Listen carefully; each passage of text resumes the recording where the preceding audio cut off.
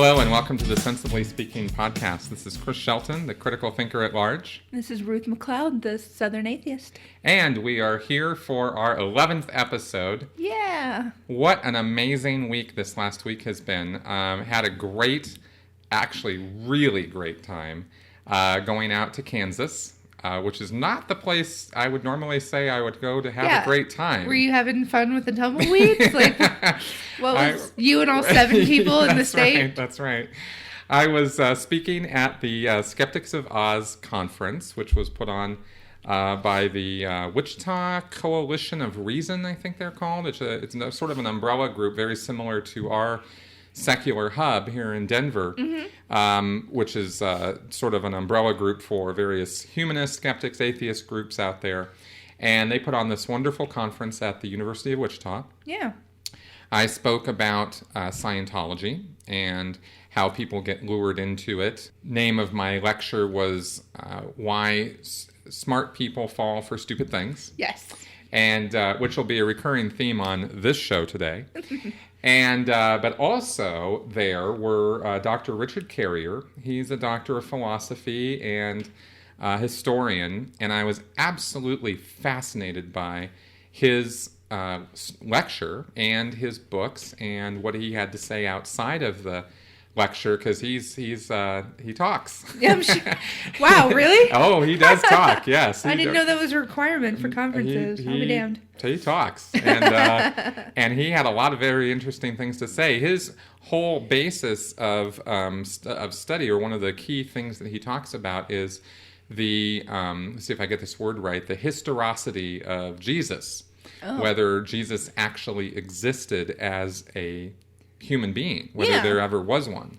Yeah, I've heard a lot of conjecture to that. You know, was he a real human being whose story got wildly out of control, or was he just absolutely a complete myth? So, yeah, that sounds really interesting. Well, it was. It was actually something I had not really given serious thought to, but Dr. Carrier certainly has. In fact, he's written books about it. Yeah. And as a professional historian and somebody who actually knows what he's talking about when it comes to the study of history, I have, maybe a step or two up from a layman's understanding of history, but he's at a whole different level. Mm-hmm. And, history is science, almost, right? Right. And so I was just fascinated by some of what he was talking about, the historical proof and his knowledge of ancient Latin and Greek and the documentation from those time periods and what was actually going on, or how he interprets what was going on versus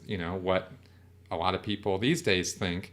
And the reason why I found it so fascinating is because I've always thought that the Bible and the myths and the stories connected with it, just by the mere fact of 2,000 years having passed, for no other reason than that, there must be so many alterations and modifications and additions and subtractions and changes made to what the actual events were at that time. Mm-hmm. And I have good reasons for saying things like that, right? That I don't think we have any idea what was going on back then. Absolutely. Right? Well, historians like Dr. Carrier have put in, a lifetime of study to finding that out. Right. And I have a lot of respect for that. Of course. Of course. So it was really interesting listening to him. Also at the conference, and also just as interesting, was a woman named Vicki Garrison, who was part of and had embraced the Quiverful movement, which is the same, I guess, sect or practice, I guess you'd call it. It's not really an official group with an official leader that's got It's a movement. Yeah, a movement might be the way to put it. Yeah, that's what I would call it. I found out a lot more about that. She spoke about it at length, and come to find out that it's not like the Duggars are the head of the Quiverful movement. No, yeah. And it's actually based around, about 10 different books, a couple of which were apparently written by women as well as men, or at least, and this is a point I made, at least somebody signed the authorship to a woman. Yeah. Maybe ghostwritten, I don't know, right? Yeah. Just giving women out there the benefit of the doubt that no woman would be dorky and stupid enough to fall for something like this. Well, But they, it is true subjugation. It is modern slavery with a nice flowery appearance. It is literally my nightmare. Now I understand a lot more why. It's my nightmare. Yeah, the quiverful movement. Ugh. Yeah, well, Ms. Garrison gave quite a talk about it, and she is on Twitter at NoQuivering. Is her Twitter handle. Yeah. And she, again, has some fascinating things to say, and so I'm more than happy to promote, looking her up if you're interested in that sort of thing. Mm-hmm. And she's made it her mission now to, she and her boys, her family got away from that, Good. After she got away from her husband. Good. And she's, now hooked up with a much more non-quivering husband. Yeah. And wow. Anyway, so success there, and it was nice to hear what she had to say about it. I think my talk on Scientology was pretty well received. Good. I didn't, hear too many horrible, awful things about it. So Aww. people seemed to want to know more about it. And the Q&A following it was also quite interesting and kind of personal. Kind of got into some personal stuff for me. Oh, wow. Yeah, so that's on my YouTube channel, and good. People can check that out. Good. And it's about an hour talk. So okay. Anyway, so that was kind of fun. Yeah. It's always neat to be able to kind of spread what you know and what you've worked for to people, and they invite you to come and talk to them and share your wisdom and things like that. So congrats to you. How awesome. Yeah, it was fun. I definitely love doing public speaking. This is my fourth engagement of that. Yeah. And if any of you out there would like me to come around... I'm sorry. Do you want to like put in your email address there or something? Well, they can reach me via the show, or of course at Chris at sensiblyspeaking.com. Uh-huh. Mm-hmm. But I truly do love public speaking, and I will be looking for more opportunities to do that. You're very good at it. I will give that to you. Thank you. You're very good at it.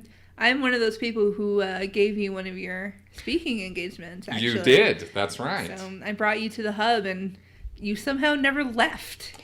You weirdo. Just can't get enough of the hub.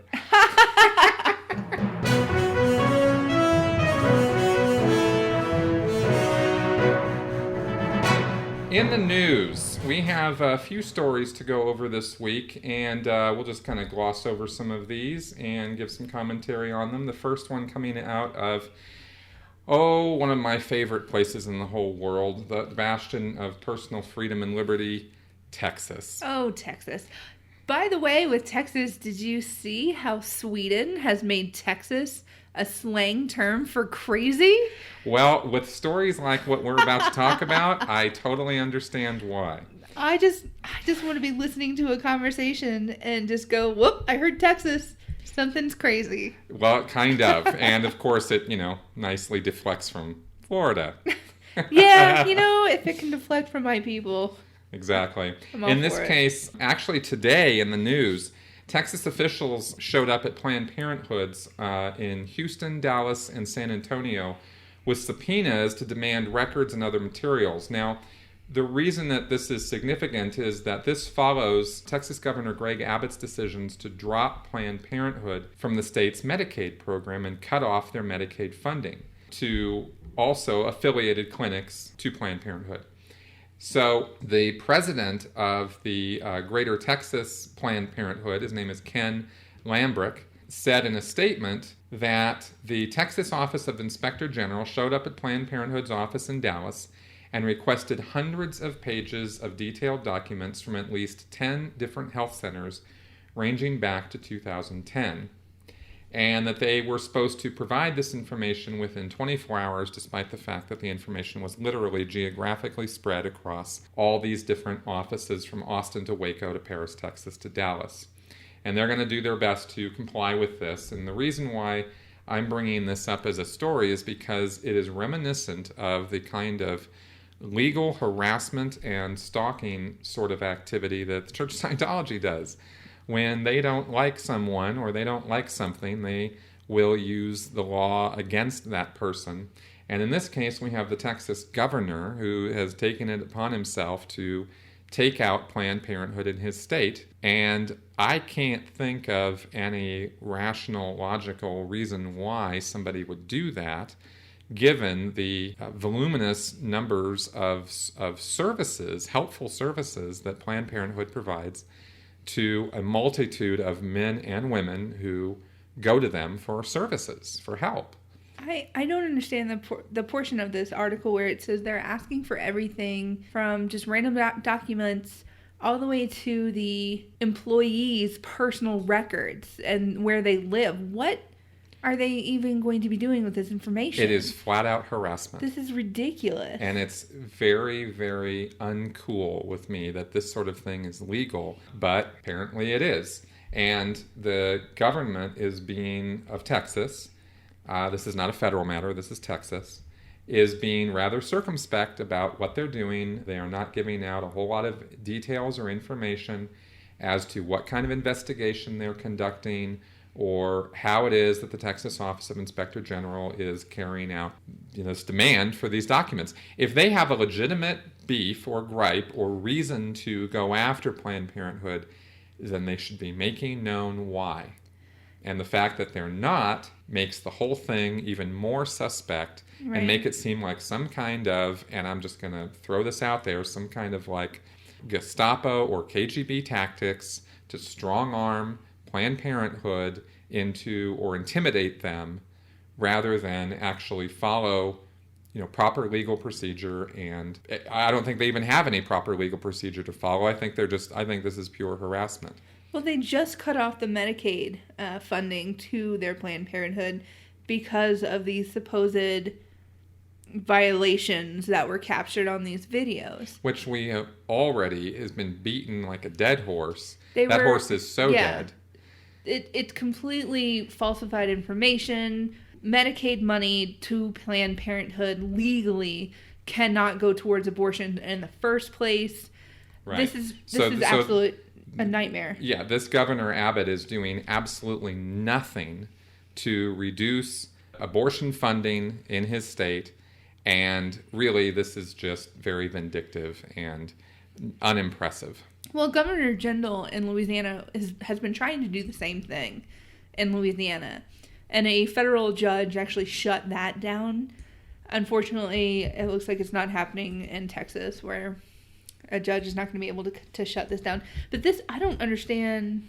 Just like you said, there's no rhyme or reason as to why they would be demanding all of these documents within a 24-hour period. No. If they would give some kind of legitimate concern or reason for the investigation, other than we watch some videos on YouTube, right? Then I might actually not have anything to say about this. But the circumspect, we have no comment. We can't comment on an ongoing investigation, rhetoric. Just makes this whole thing look very, KGB. Well, what it was, these videos told them that what they wanted to hear for the last however long Planned Parenthood has been around. And they finally are, here it is. It doesn't matter that these videos are wrong, that they're false, that they're completely inaccurate. It doesn't matter. They heard what they wanted to hear, and they're not going to listen to anything else.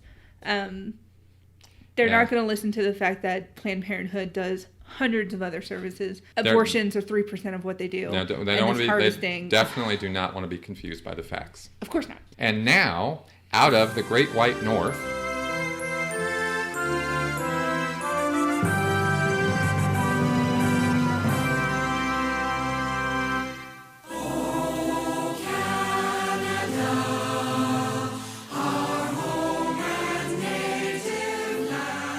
surprising story coming out of Canada. Apparently, they have Jehovah's Witnesses just like everywhere else. Yeah. And there was an interesting story coming out of there. Really not in the big picture. This isn't a huge deal, but it's an interesting commentary on the rights of parents, grandparents, and religious choice. Right? Mm-hmm. In this particular case, what happened was the mother of a 4-year-old child and the grandparents are not identified by name. So we're not going to be talking about them by name because they're only given initials here in the story. But basically what happened was unwed woman got pregnant, and the baby father was a Jehovah's Witness. I'm sorry, the baby father. I don't know why that made me giggle. I'm sorry. Totally. So he did not tell his Jehovah's Witness parents.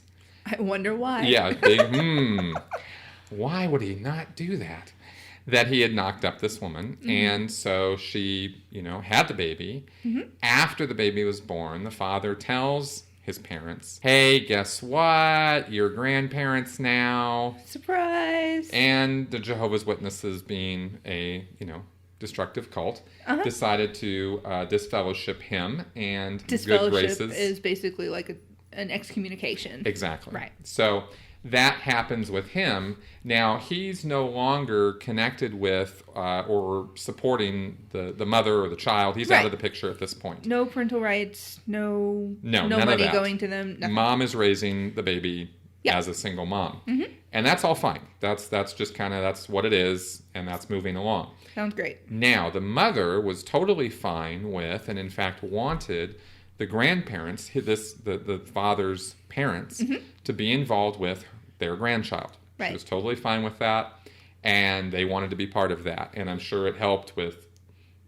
babysitting or whatever other things. Yeah. I'm just throwing that in there. But point is, they were having this relationship, and everything seemed fine. But the mother did not want the child to be a Jehovah's Witness. Understandable. Didn't want any of that involved with that. And so what happened was the grandparents did want the child to be exposed to and learn about Jehovah's Witness religion. Mm-hmm. This is a 4-year-old child now. We're talking about a young kid. Right. And the mother said, no, I don't think so, and curtailed the grandparents' rights to or visitation. Right. Well, the grandparents got incensed about that, despite the fact that their son doesn't have any custody or rights to see the kid, nor do they. No, yeah. They went to court, and they tried to convince a judge that they should have visitation rights enforced. Right. Because they wanted to, be part of this kid's life and wanted to put the religion there. And the mother was not having any of that. And the story here is that the judge wasn't having any of it either. No.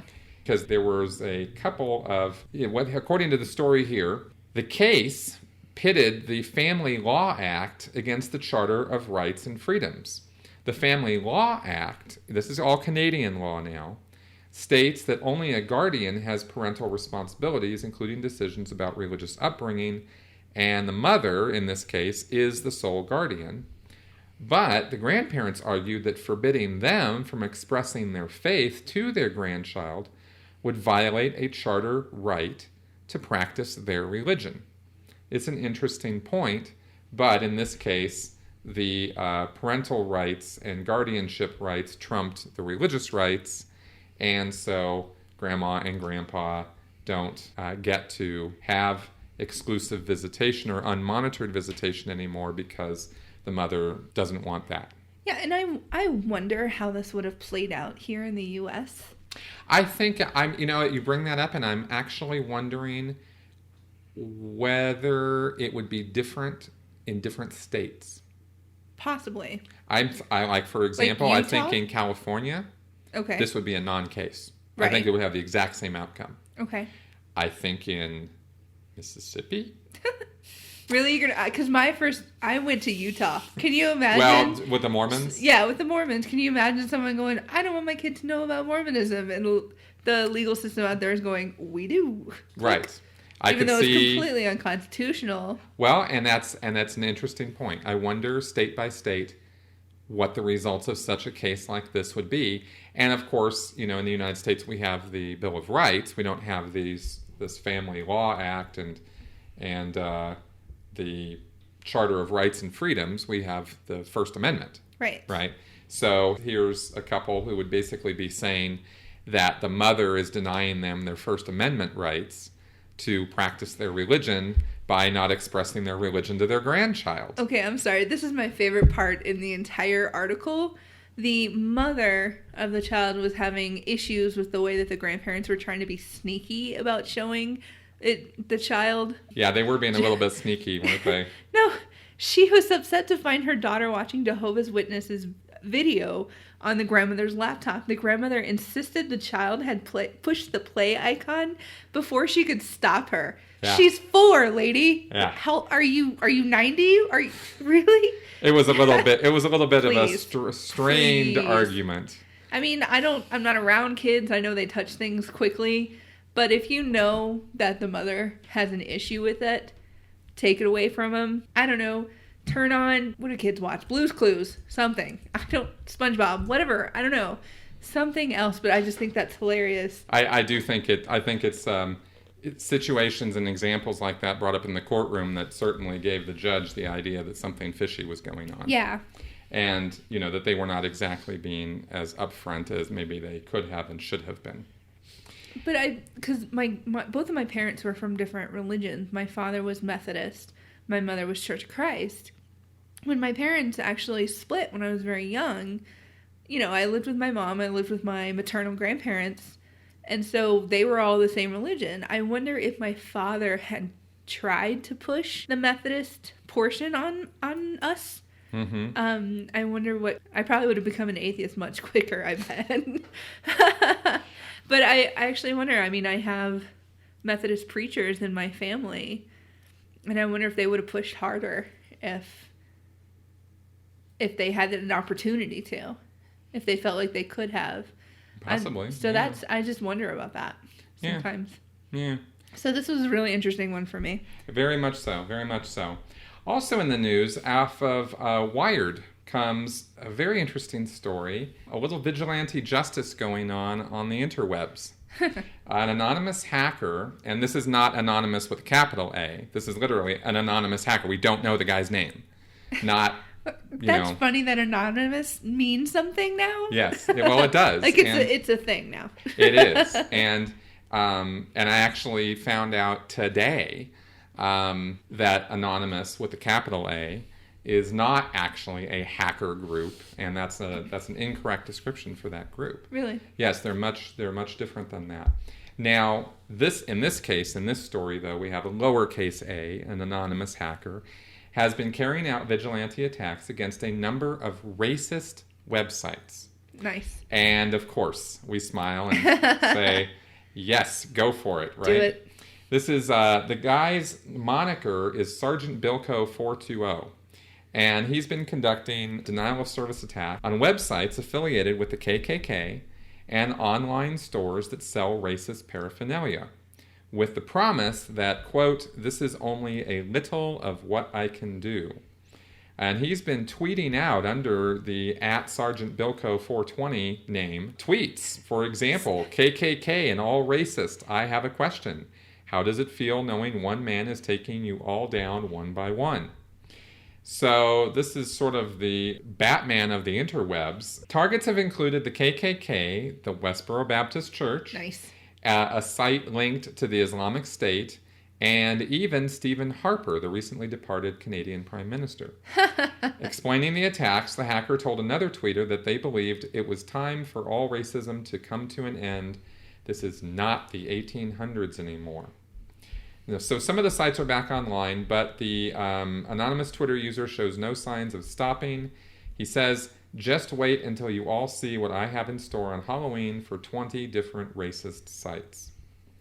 Now, I was just going to mention here my good friend Steve Shives, who's a YouTuber, atheist friend of mine, was recently asked a question on his Q&A show about Batman in real life and what would he think of a vigilante justice, things like that. I just watched that show yesterday, and then this news came on today, and I couldn't help but associate the two, because here you have this vigilante, executing justice against racist websites. I certainly wouldn't want to be DDoS attacked, right? Right. If somebody disagreed with my take on Scientology or something I said here or something like that. So I have to say that I can't fully agree with vigilante justice, just like Steve Shives made the point that while we'll all go to the movie theater or read the comic book and cheer on Batman, in real life, if somebody was doing that, would that really be acceptable or not? All I'm saying is we have plenty of billionaires, and we don't have one out right now, and I'm really upset about it. Actually, I kind of am too. But I get what you're saying. Everyone has a right, even these whack jobs have a right to their crazy ass opinions. They have a right to have the freedom of speech to utter their inanities, right, and their racist bile, right? They have the right to do that. Should they be attacked for saying that? You know, I don't see this as attacking. I mean, I think I just have a concept of attacking in my head. I think a physical attack. I think this is a pain in the ass for them, which is a little hilarious. You know, fine. Emotionally, I agree completely. I have no agreement with any part of the KKK or people who are selling racist paraphernalia or any of this. I'm more than happy to watch these guys go down. Laughing. I just felt, that I should counter this news with a little bit of, maybe this isn't the best way to go about it. An anonymous hacker is safely hiding behind a mask, If none of us really go to this website anyway, I mean, I haven't been on a KKK website since college when I took a racism class.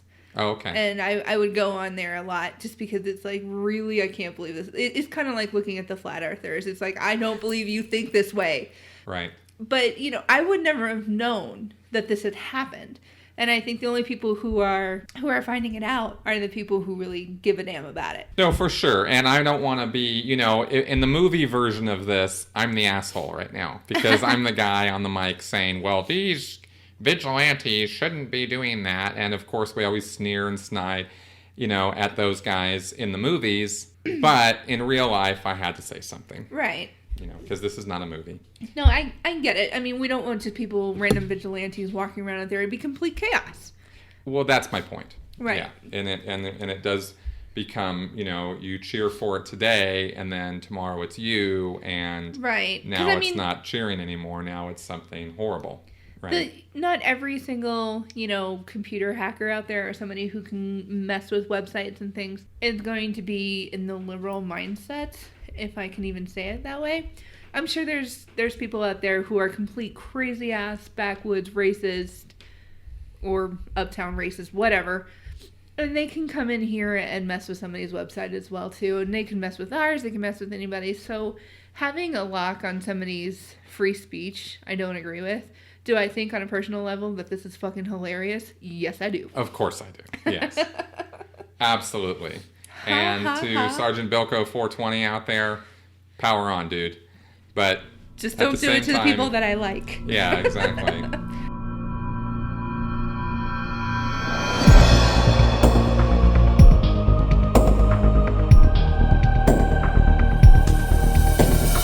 You are listening to the Sensibly Speaking podcast. Isn't it about time someone made some sense around here? All right. Also in the news, and this always gets my eye because North Korea had some news here.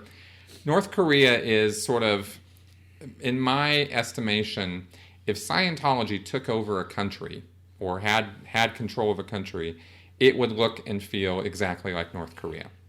That's sort of the idea I have of that association. And I came across this story that surprised me, and so I wanted to talk about it. And that is that in my ignorance of world affairs, I was not aware of the fact that the Korean War has never really officially ended. Yeah. Armistice was signed, and that was an end to conflict and hostilities. And yet, officially speaking, they're still hostile. Heck yeah, is there something my public education knew better than yours? Yeah, bam. Score! You got me on that. Way to go, Florida! Bam. Now, what I did not know, for example, as a consequence of that, is that, this news story, war-torn families separated for decades reunite for 72 hours. South Koreans were reunited with their North Korean relatives during a 3-day event in North Korea this week. I wasn't aware of the fact that families had been separated by an iron curtain. Oh, yeah. When the dividing line at the 38th parallel came down, and that they were literally torn apart. But it also reinforces my analogy of North Korea being the Scientology of the international community. Oh, yeah. Forcing disconnection, in other words, right? And the story, mostly shown in pictures on the NBC News website, shows a group of North Koreans gathering to meet their South Korean relatives. And this just happened yesterday. Right. And these reunions apparently happen, I believe, every year. And the way that they decide, it's not just a free-for-all. It's not just anybody can go. No. The attendees of the reunions are decided in South Korea by a lottery. Yeah. And in North Korea, they choose who gets to go based on party loyalty. Yeah. So if you don't toe the line up there, you don't ever get to see your family. And some of these people have not seen family. I mentioned that this happens every year or annually or somewhere like that, but that doesn't mean the same people are going year after year after year, right? No. And what they showed in these photos was quite touching because these are people who have not seen one another. There's a lot of old people in these pictures. Oh, yeah. They haven't seen one another 30 years. Or more. Or more, exactly. There was one story that I read where a family had not seen somebody in about 50, 60 years, and they actually assumed that the brother in North Korea was dead. So they had funeral rites for him. They remembered him every year. And then they found out that not only was he alive, they were going to allow him to visit. And it's heartbreaking because there's it's literally tragic. no conversation between, there's no correspondence. There's no way to kind of keep in touch with anybody in North Korea. And that's exactly the case, right? And these guys get this reunion. It is a 2-hour event. Yeah. So it's just awful. It is awful that this kind of thing, is going on somewhere in the world, that people are forcibly disconnected like this at a national level. And since, like I said, I was ignorant of this, I shouldn't be surprised. I have a weird fascination with North Korea. If there's a documentary on Netflix about North Korea, I'm watching it. I've watched it twice, 4 times, 5, whatever. I'm going to watch it. And every single time, it's disgusting. It's heartbreaking. It's unbelievable, unimaginable. It's just what you learn. Which is why The Interview was probably the best movie I've ever seen. I get it. The story ends here by mentioning that Seoul has long called for drastically increasing the number of people taking part in reunions and holding them more regularly. This is, of course, Seoul, South Korea. Yeah. North Korea's response is that they have been using these reunions as a bargaining chip for negotiations with South Korea. And they are worried that more reunions would lead to their country being influenced by those in the South and undermining their authority, which is, of course, right out of the destructive cult playbook. So no surprise there. Yeah, they don't want their people to know what life is like outside, because they basically tell their people that they have it the best in the world, which of course is the exact opposite of anything remotely resembling the truth. I'm positive most of them are aware that that is a lie. Of course they are. But you have to play a part for survival. Exactly. So. Another tragic story out there. Now, one thing I will leave a little bit of an upbeat note on this is another story posted also today on NBC News, mentioned a reporter talking about experiences in 1980s China.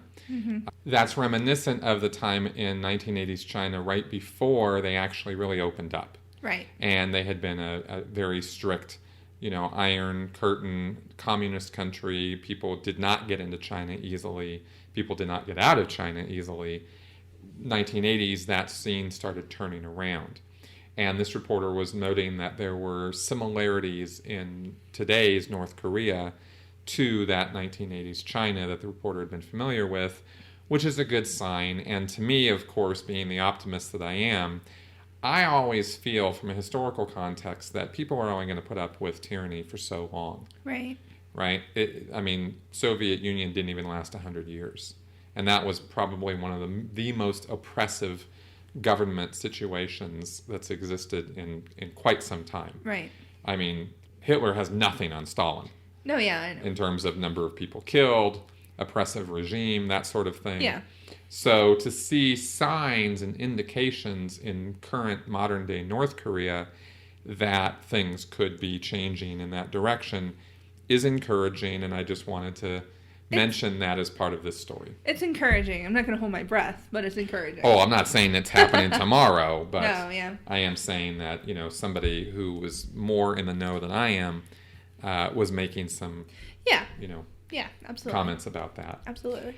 All right, this is probably going to be our final word on our most favorite of favorite people. Don't do this to me. I am so doing this right now. Don't. I am doing this. Out of USA Today, the Westboro Baptist Church is protesting Kim Davis. And, you have to laugh. I'm so disappointed that we're having to talk about this. But I agree. It's hilarious because the internet just basically blew up. It's like, who do you root for? And I will tell you this. This is probably the only time this will come out of my mouth. I kind of agreed with something the Westboro Baptist Church said. Wow. Note that in your calendars, folks. No, I don't want people to know that I said that. A day that will live in infamy. Okay. But, so they were out in front of Kim Davis's office basically protesting that Kim was also in the wrong because she had divorces and she had multiple marriages and all this. And they're basically telling her, you can't say that your sin is fine, but their sin is wrong. And they did say that God does not like oath breakers. So Kim took an oath to represent her people, and the law says that she has to give out same-sex marriage licenses. So they are saying she needs to do her job. Right. That blew my mind. It is mind-blowing. Because if you want to talk about hypocrisy with a capital H. Okay, here's the thing. I think they have a little bit of a hierarchy of, I don't know. But they're basically saying, you have this oath, you have to do it. We don't agree with same-sex marriage, gay sin, blah, blah, blah, whole religious ridiculousness. But the fact that they said that she has to do her job, and I agreed with it, made me upset at work. Like, I was very mad at work today when I read this article, and I actually gave up on it and decided to do real work. You know what I mean? Like, that's kind of the thing that I read. I was like, I'm so mad, I'm going to do real work right now. It was amusing and horrifying at the same time. It was. Now, of course, in the big scheme of things, this is a very small story. And it's really a swan song of media attention for Kim Davis because she's really, her time, she's had her 15 minutes. We're all done with her. We really are done with her. I've said I'm done with her every show that we've had for the past 5 episodes, and we keep talking about her. I could not resist. I know. I mean, come on, the Westboro and I'm the one Baptist, who sent it to you. I sent you the story. You did send this to me. Mostly because I was pissed off about agreeing with the Westboro Baptist Church. Well, you have to laugh and cry at the same time that we live in a world where this sort of thing goes on. They crack me up. Have you ever been to one of their protests or Oh man, that was one of my favorite things to do in college. They would show up some places. We would watch their schedule to try to go and protest against them. It was so much fun.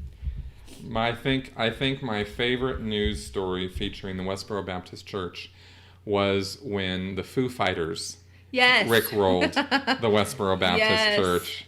I thought that was hilarious. They drove by them. They had Rick Astley blaring out of speakers, "Never Gonna Give You Up," and they had signs, and they were totally spoofing the Westboro Baptists, loud and proud. They really are the best band ever. They really are. It was awesome. It was awesome. Oh, I always had this one sign that said, "God hates kittens." That was like my go-to sign for when I would protest them. Awesome. Now, our next story and our last story of the day comes out of the Washington Post. This is a very interesting story because it has some hard facts and statistics in it. And the headline reads, "Religion doesn't necessarily influence Americans' attitudes about science, but there are 2 big exceptions." And this was quite fascinating to me. because it's something I've sort of been suspecting and thinking about as I've learned more about religious attitudes and ideas in the United States as a whole. And, of course, I've been very tied in with the atheist skeptic community for the last 2 years after coming out of Scientology. Mm-hmm. And it's fascinating to me how minority groups will be opposed by other minority groups and can then get a bit of a skewed view on both sides of the aisle, whatever the disagreement or whatever the minority group is, about where the majority sits. Here you are in a minority group, you're very much believing belief A or your ideas or whatever. Because you have this position or have taken on this position, Group B will oppose you, right?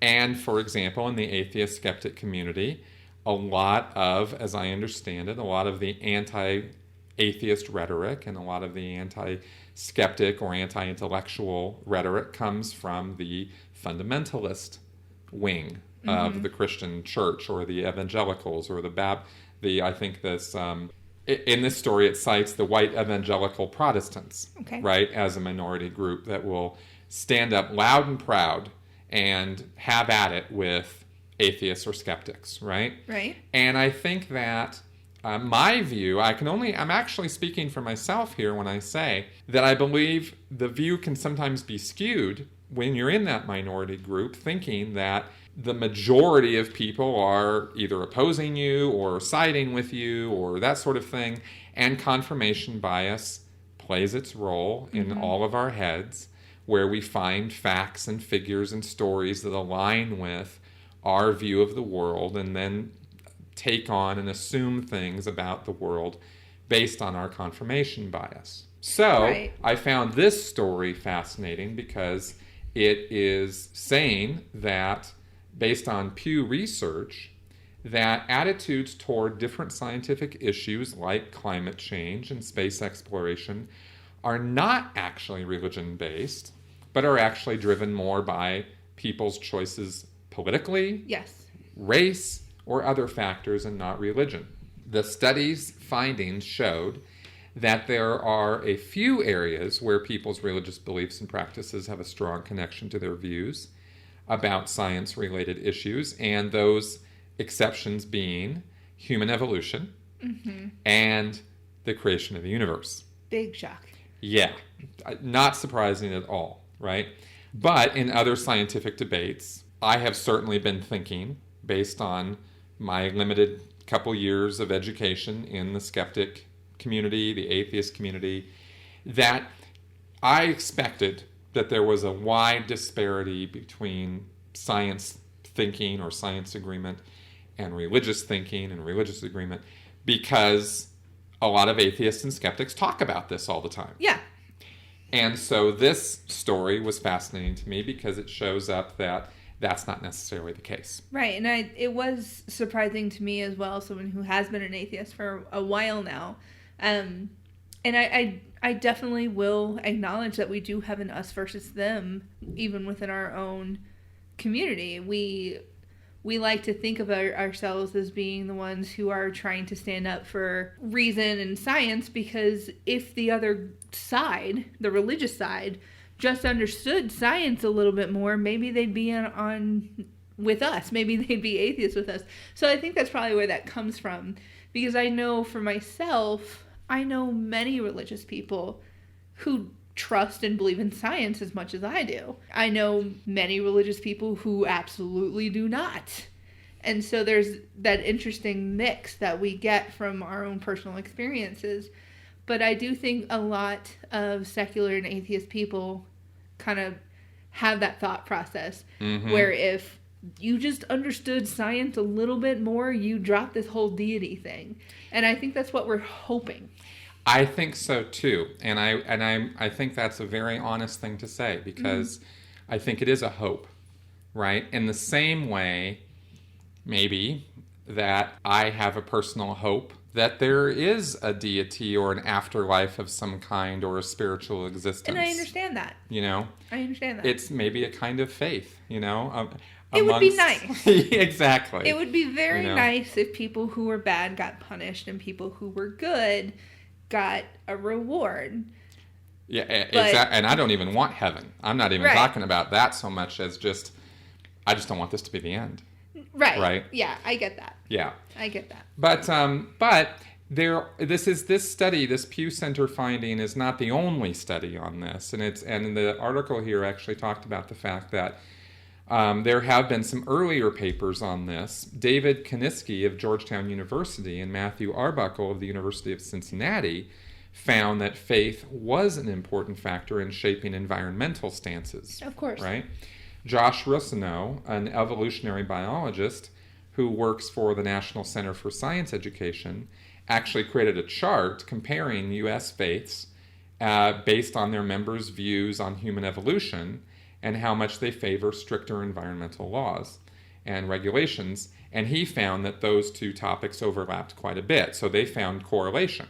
Yes. The Pew's analysis finds that attitudes on issues like climate change are heavily driven by political partisanship, and there is no independent effect of religious affiliation or frequency of church attendance on public attitudes, right? Well, I think that which I find interesting. So I think the dividing line on climate change, for example, as it's saying, is much more Republican versus Democrat. I think the whole church concept is changing. So there is that. A lot of people are still religious. They still hold their religious values.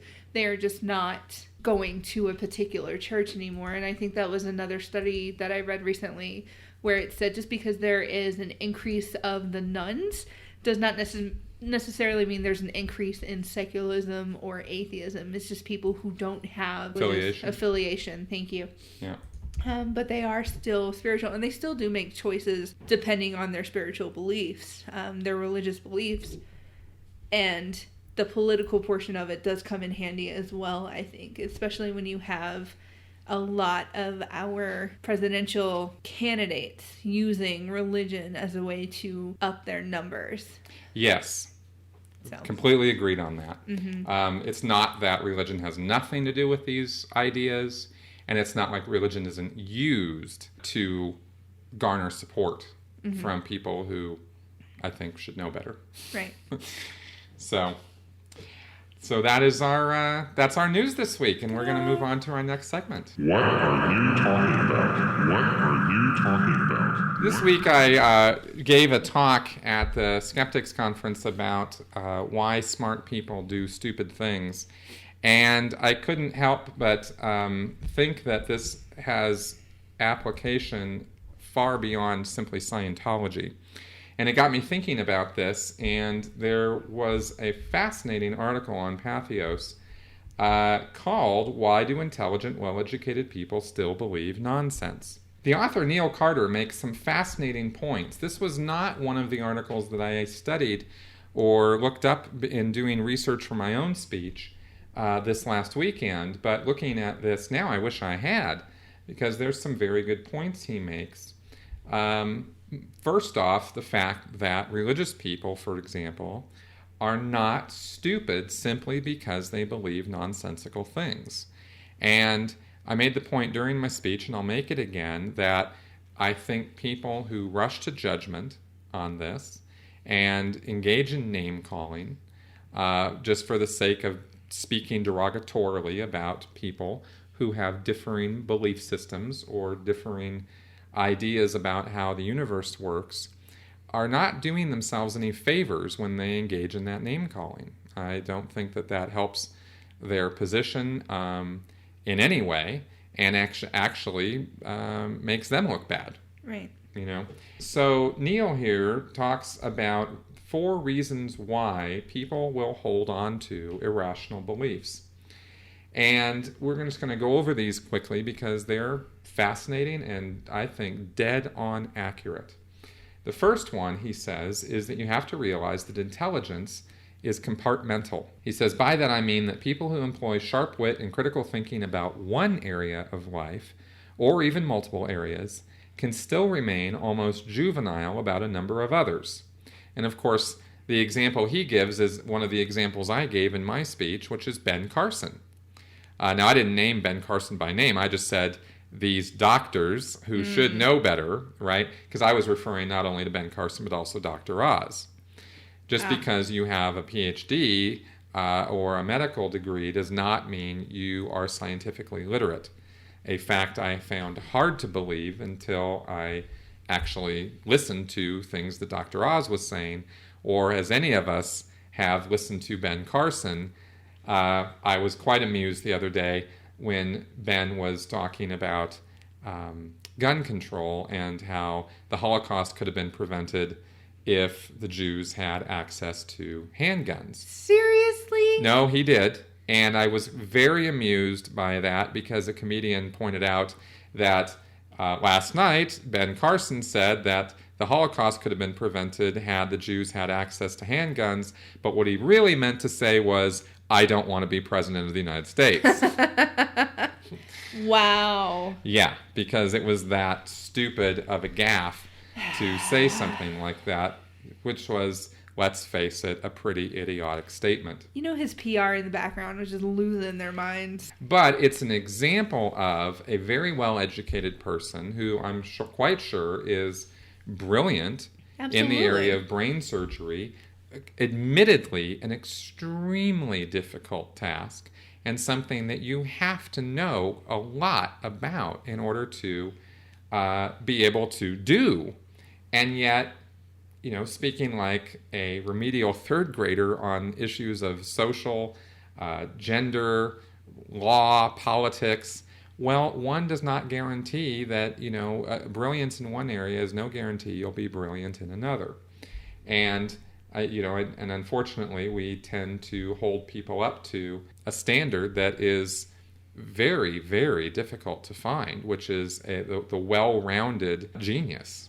You know, even Albert Einstein, who was an expert in astrophysics, par none, was no authority when it came to politics, philosophy, or metaphysics, as Neil points out in his article here. Even Isaac Newton, if I recall correctly from my education about him, had wild metaphysical and religious beliefs, and yet was arguably one of the single most brilliant people who ever lived. Invented calculus during a summer.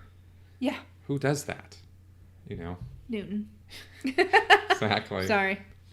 Now, another thing that Neil mentions here in this article is you must realize that very intelligent people will believe very nonsensical things if you get to them young enough. Yeah, that one's kind of a given, I think. You've got to put some of these concepts into people's heads when they're very young and impressionable for it to really stick and hold.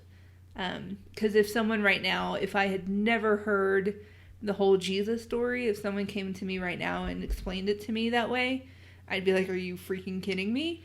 Same with the flat earthers. I'm learning about flat earth society as an adult. And if I had been a child and someone explained to me that the earth is flat, I was like, oh yeah, sure, of course. Because I can lay down and I'm flat, obviously. Right.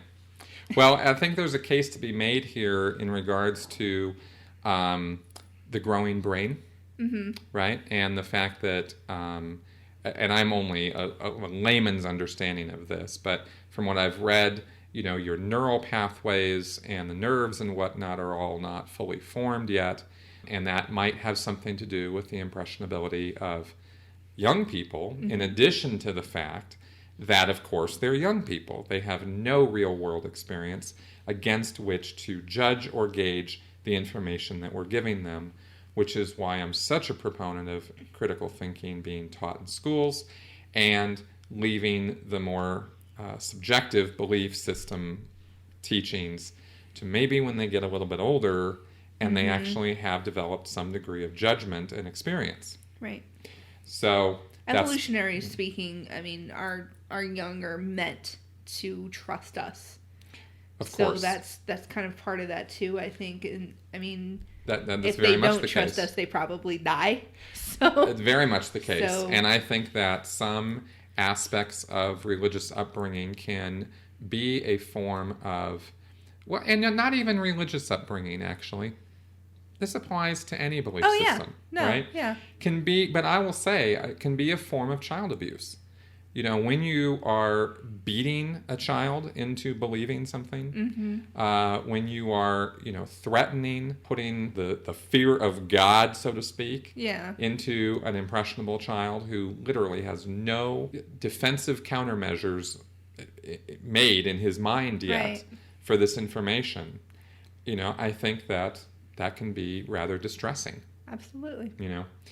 So one thing Neil mentions here in this article is he says another thing which is almost impossible to grasp if you were never devout is how deeply we were taught to distrust ourselves. The notion of sin and human brokenness is bedrock to the Christian message, and the church drove this home to us before we even learned to read and write. And that's the kind of thing I'm talking about. Right. Right? And like you said, it doesn't have to be religion. It could be not telling a kid that, you know, they're not worth it. It could be... Well, where does prejudicial attitudes come from, right? Blacks are bad. Different skin colors, right? Different... That's whatever. right. Anybody who's different than you. Yeah. That's right. Nobody anything. is born that way. So it's taught. Absolutely. You know? And finally, he says, people who did not grow up thoroughly enveloped by a community of faith will find it difficult to appreciate how heavily the social pressure to remain faithful keeps us from freely embracing our own cognitive dissonance. Very, very important fact there, because that statement right there is almost the entire explanation for why people will stay in a destructive cult like Scientology. I have years of personal experience with this, and the social pressure is enormous. It's designed to be that way. Oh, yeah. But it's also, unfortunately, a natural part of our nature to be social pack herd creatures who want acceptance, who in fact must be accepted in order to survive. Right. No one lives alone, right?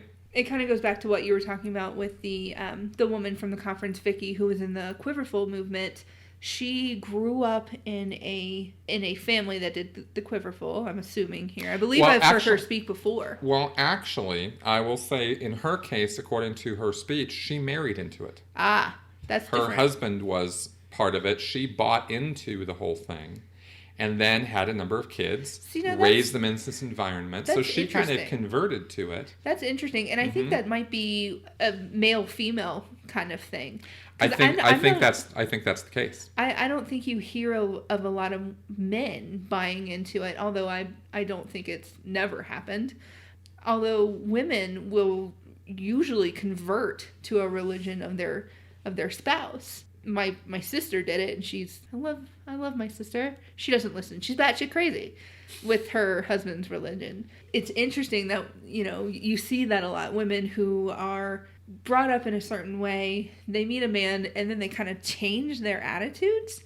I've observed that. I feel like we as women are taught to do that more often than men are. And that's one of the bedrock changes that I think the feminist movement is trying to create. Damn patriarchy. Well, and it's about time that go away, because in modern society that has no place. In past societies, the way the societies were shaped, they felt that was necessary. I won't say that it was, because I don't believe it was ever necessary, but the shape of society made that belief real. I will agree with you on that one. I don't believe that it was always necessary that the men have to do it. No. Because in a lot of ancient societies, the women were the one who were in charge because we were the baby makers. Well, you'd be surprised. Deal with it. I'll just say right now, in a historical context, some people might be very surprised to find out the role of women in the Spartan society. Oh, yeah. No, absolutely. For example, right? Mm-hmm. So Vikings were the same. Exactly. It is not the case that women have to have an inferior role. No. And currently, in modern society, it has no place whatsoever, right? Equal footing, 100% between the sexes should absolutely be the order of the day at this point. Should. I'm glad you used the word should, because I'm like, Chris, I don't know if you've been walking around in some high heels lately, but that's not really how this is happening. I'm well aware of that, and that's why I'm using should. Should. Yes. Should. Once someone gets into a group mindset where everyone's quiverful, or everyone is believing the earth is flat, everyone is believing whatever, you're going to have to adjust mentally to be able to function in that society, to be accepted by that society, to be protected by that society. It's an evolutionary thing that we in our heads do. Neil's wrap-up to his article is pretty smart, and is a good wrap-up for this episode here, where he says, rejecting religion doesn't cost much when you grow up outside of a deeply devout context. It's a relatively easy path to follow. But that's not the case for all of us. For some of us, it was a big deal. And that's why we hold on to irrational beliefs long after our own critical thinking skills seem like they should have outgrown these inferior ideas. Those ideas were always privileged for us, and it's not as easy as it sounds to shake them when they are the very house in which you live. Right. Wise words, and you can check out that entire article on patheos.com if you want to. Yep. And with that, we have reached the conclusion of show number 11. Woohoo! Yeah, this is some fun stuff this week. Yeah. So with that, we're going to wrap up. If you have any comments or questions for us of any kind, you can email me at chris@sensiblyspeaking.com. Or you can email me at ruth@sensiblyspeaking.com, unless you have an issue with my laugh.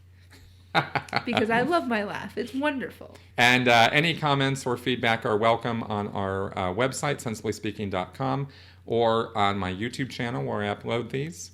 And of course, I will keep reiterating it until some people out there get and comply with my demand to please rate and review us on iTunes. He's demanding, people. Did you hear that? I am so demanding. He's got a very stern look on his face. Oh my God, the most stern ever. I'm really going to have to leave after this. You look very angry. It's very bad. All right, folks, thanks for tuning in, and we will see you next week. Thanks, y'all.